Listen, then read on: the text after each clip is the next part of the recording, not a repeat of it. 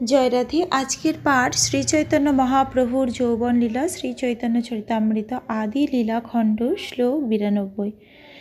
নৃসিংহ আবেশে প্রভু হাতে গদা লইয়া পাষণ্ডে মারিতে যায় নগরে ধাইয়া। নৃসিংহ আবেশ দেখি মহাতেজময়, পথ ছাড়ি ভাগে লোক পাইয়া বড় হয়। লোক ভয় দেখি প্রভুর বাহ্য হইল, শ্রীবাস গৃহীতে গিয়া গদা ফেলাইল। শ্রীবাসে কহেন প্রভু করিয়া বিষাদ, লোক ভয় পায় মোর হয় অপরাধ। শ্রীবাস বলেন যে তোমার নাম লয়, তার কোটি অপরাধ সব হয় ক্ষয়। অপরাধ নাহি কইলে লোকের নিস্তার, যে তোমা দেখিল তার ছুটিল সংসার। এত বলি শ্রীবাস করিল সেবন, তুষ্ট হইয়া প্রভু আইলা আপন ভবন।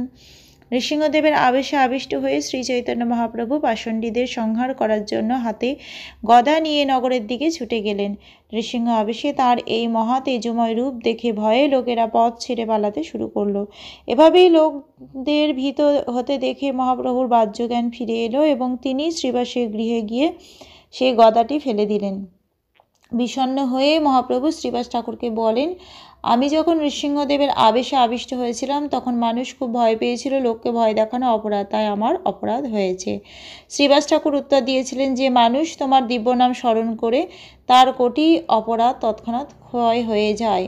নৃসিংহদেব রূপে আবির্ভূত হওয়ার ফলে তোমার কোনো পাপ হয়নি। পক্ষান্তরে যে মানুষ তোমাকে সেভাবেই আবিষ্ট দেখেছে সেই জড়জগতের বন্ধন থেকে মুক্ত হয়ে গেছে। সেই কথা বলার পর শ্রীবাস ঠাকুর মহাপ্রভুর আরাধনা করেছিলেন এবং গভীরভাবে সন্তুষ্ট হয়ে তিনি তার নিজের গৃহে ফিরে গিয়েছিলেন। আর দিন শিব ভক্ত শিব গুণ গায়, প্রভুর অঙ্গনে নাচে ডমরু বাজায়। মহেশ আবেশ হইলা শচীর নন্দর, তার স্কন্ধে চড়ি নৃত্য কইল বহুক্ষণ। আর দিন এক ভিক্ষুক আইলা মাগিতে, প্রভুর নৃত্য দেখে নৃত্য লাগিল করিতে। প্রভুর সঙ্গে নৃত্য করে পরম উল্লাসে, প্রভু তারে প্রেম দিল প্রেম রসভাসে। আর দিনে জ্যোতি সর্বজ্ঞ এক আইল, তাহারে সম্মান করি প্রভু প্রশ্ন কইল।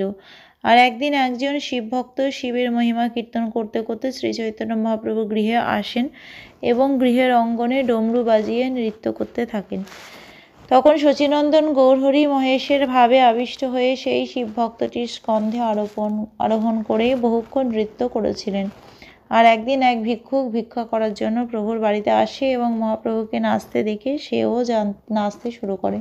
সে ভিক্ষুকটি পরম উল্লাসে মহাপ্রভুর সঙ্গে নৃত্য করতে লাগলো এবং মহাপ্রভু তখন তাকে প্রেম দান করলেন। তখন সে প্রেম রসে ভাসতে লাগলো। আর একদিন এক সর্বজ্ঞ জ্যোতিষী সেখানে আসেন এবং শ্রী চৈতন্য মহাপ্রভু তাকে অনেক সম্মান করে প্রশ্ন করেছিলেন। আজকের পাঠ এই অবধি। ভজ শ্রীকৃষ্ণ চৈতন্য প্রভু নিত্যানন্দ, শ্রী অদ্বৈত গদাধর শ্রীবাসাদি গৌর ভক্ত বৃন্দ। হরে কৃষ্ণ কৃষ্ণ কৃষ্ণ হরে হরে, হরে রাম রাম রাম হরে হরে।